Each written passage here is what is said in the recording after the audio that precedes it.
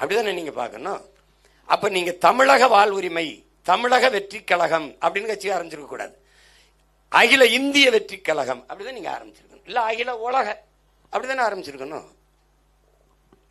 உங்களுக்கு புரியுதா? அப்ப ஒரு எந்த ஒரு அரசியலும் அந்தந்த தேசிய இனத்தின் மொழி, கலை, இலக்கியம், பண்பாடு, வழிபாடு, அவனுடைய நிலம், வளம், மக்களின் நலம், இந்த அடிப்படையில் கட்டி எழுப்பப்படலைன்னா அந்த அரசியல் அது சரியான அரசியல் அல்ல.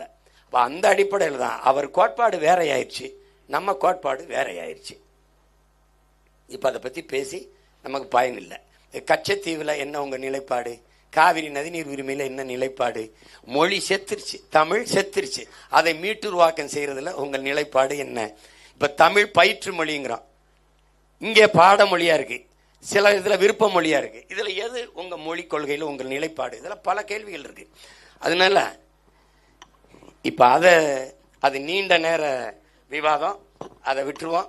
நம்ம யாரோடும் சேரல, தனிச்சு 8 கோடி மக்களோடு சேர்ந்து போட்டியிடுறோம், வெல்றோம். அண்ணா அடுத்து